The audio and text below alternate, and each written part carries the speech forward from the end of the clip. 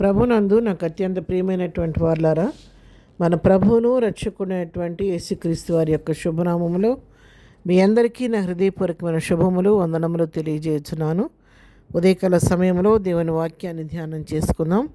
ఈరోజు వాక్య ధ్యానం కొరకు మనం తీసుకున్నటువంటి లేఖన భాగము కీర్తనల గ్రంథము 143వ కీర్తన 10వ వచనం చదువుకుందాం. నీవే నా దేవుడవు, నీ చిత్తానుసారముగా ప్రవర్తించుటకు నాకు నేర్పుము.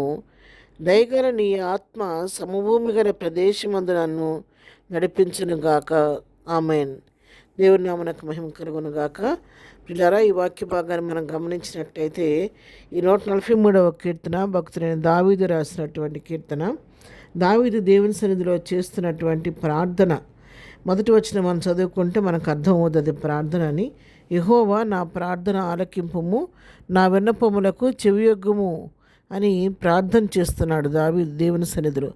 ఏమని ప్రార్థన చేస్తున్నాడంటే ఇక్కడ, అయ్యా నా దేవుడవు నీవేను, నీవు తప్ప నాకు వేరే దేవుడు లేదు, నీవు తప్ప నమ్ముకొనదగిన సహాయం నాకు మరి ఏదీ లేదు, నీవే నా దేవుడవు, నేను నీ సన్నిధికి వచ్చాను, నీ సన్నిధిలో నేను ప్రార్థిస్తున్నాను, నీ సన్నిధిలో నీ కొరకు నేను వేచి ఉన్నాను ప్రభువా. నేను నా మనవులను అంగీకరించు, నీ విన్నపాన్ని అంగీకరించు. ఈ దినము నేను చేస్తున్న మనవేంటంటే నీ చిత్తానుసారముగా ప్రవర్తించటకు నాకు నేర్పించు అని అడుగుతున్నాడు. ఏమని అడుగుతున్నాడు? ప్రభువు చిత్త ప్రకారం నడవటానికి నాకు నేర్పించాయని అడుగుతున్నాడు. మనమైతే పిల్లారా ప్రార్థన చేస్తే ప్రార్థనలో ఏవేవో విషయాలు అడుగుతూ ఉంటాం కదా.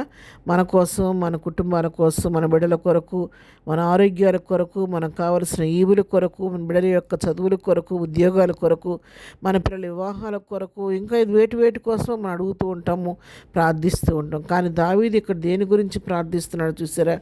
నీ చిత్తానుసారంగా ప్రవర్తించడానికి నేర్పించు దేవా. నేను నీ కుమారుణ్ణి కదా, నీ సన్నిధికి వచ్చాను. నేను నా సొంత ఇష్ట ప్రకారం జీవించి నీకు అయిష్టమైన మార్గంలో వెళితే నా ద్వారా నామానికి అవమానం కలుగుద్దేమో. ఆ విధంగా కాకుండా ప్రతిదినము కూడా నీ చిత్తమేంటో తెలుసుకొని, నా పట్ల నీకున్న ప్రణాళిక ఏంటో తెలుసుకొని, నీ చిత్త ప్రకారం నాకు ప్రవర్తించడానికి నేర్పించయ్యా. ఎందుకంటే నువ్వు సమస్తమును చేయుటకు శక్తి కలిగిన దేవుడు. నీవు దయగల నీ ఆత్మతో సంభూమి గల ప్రదేశం నన్ను నడిపించును గాక అంటున్నాడు. నీ ఆత్మచేతను సమభూమి గల ప్రదేశం నడిపించడానికి శక్తి కలిగిన దేవుడు కాబట్టి నీ చిత్తం చేయటకు నాకు నేర్పించు. నా ఇష్టానుసారంగా నేను ముందుకు నడిస్తే ఒకవేళ నేను సరైన రీతిగా సరైన మార్గంలో వెళ్తానో లేదో నాకు తెలియదు. కాబట్టి నీకు ఇష్టమైనటువంటి మార్గంలో నన్ను నడిపించమని దావీదు ప్రభువును ప్రార్థన చేస్తున్నాడు. అందుకే సామెతల గ్రంథంలో ఒక మాట రాయబడింది, ఒకని ఎదుట సరైనదిగా కనబడే మార్గము కలదు, అయితే తుదకు అది మరణమునకు దారితీయని చెప్పి దేవుని వాక్యం సెలవిస్తుంది. కొన్నిసార్లు మన దృష్టికి మనకు కనపడే మార్గం, మనం వెళుతున్న మార్గం, మనం ఎంచుకున్న మార్గం అది మనకి సరైనదిగా కనబడుద్ది మన కంటి. కానీ కొన్నిసార్లు మనం ఎన్నుకున్నటువంటి ఆ మార్గం, దాని గమ్యము, దాని ముగింపు చాలా దుఃఖకరంగా ఉంటుంది అన్నమాట. అందుకే ఒకరి కనబడే మార్గం సరైనది కనబడద్దు, కానీ దానికి అంతం మరణం అని చెప్పి దేవుని వాక్యం సెలవిస్తుంది. అందుకే దావీదు దేవుని చిత్తాన్ని తెలుసుకొని దేవుని చిత్త ప్రకారం నడవాలని ఆశపడుతూ నీ చిత్తానుసారంగా ప్రవర్తించి నాకు నేర్పించు. దయగల నీ ఆత్మ ద్వారా నువ్వు సరైన మార్గంలో నడిపిస్తావు కాబట్టి, సమతలమైన భూమి మీద నడిపించడం శక్తి కలిగిన దేవుడు కాబట్టి నీవే నా చేపట్టు నడిపించయ్యా అని ప్రార్థిస్తున్నాడు. దావీదు చేసే ప్రార్థనలు మనం గమనిస్తే అన్నీ కూడా దేవుని చిత్త ప్రకారం నడవడానికి ఇష్టపడుతూ ఉంటాడండి.